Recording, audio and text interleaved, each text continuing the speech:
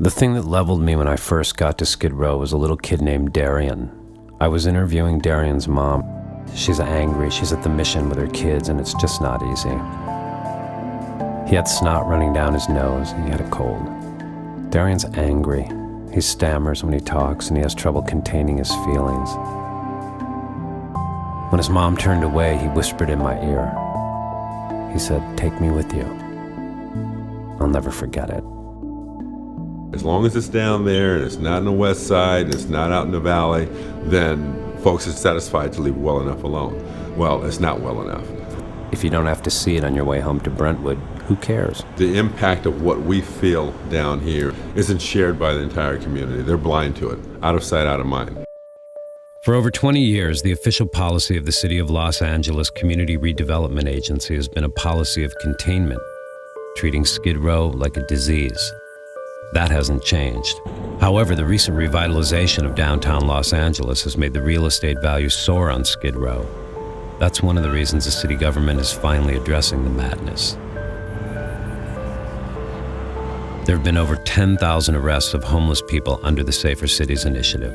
Some call it homeless cleansing.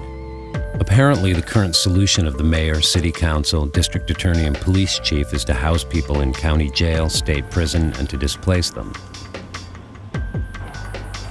This forced migration has effectively compelled people living on the streets to relocate to nearby neighborhoods. But the 50 extra cops and the one-time Safer Cities money will soon be gone. People may be out of Skid Row for now, but they'll be back. Where else can they go? In the richest economy, in the richest country, at the richest time in history, affordable housing for all is not even a conversation in Los Angeles. In contrast, New York has emerged as an example of an American city that has significantly impacted their homeless problem.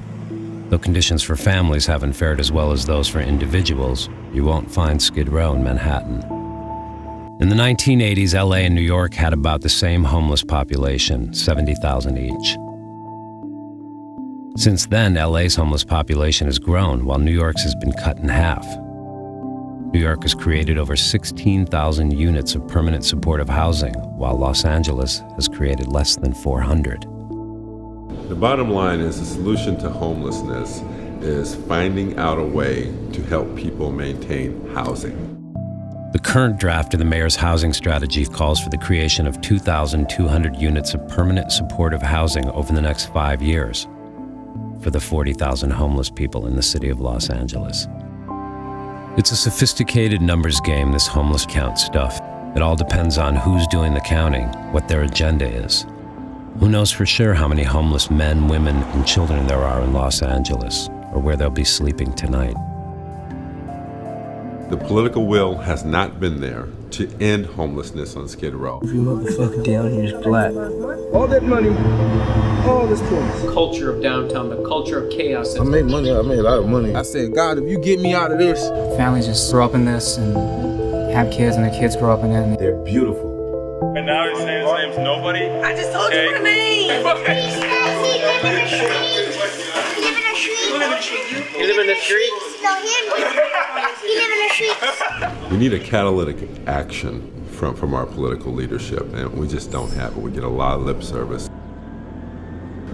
This is a huge problem for the community, not just for the social service providers downtown or the people that are affected by the condition of homelessness, but for the community. We're losing an awful lot of potential, human potential. People say, what can I do? Well, anything and everything you can think of.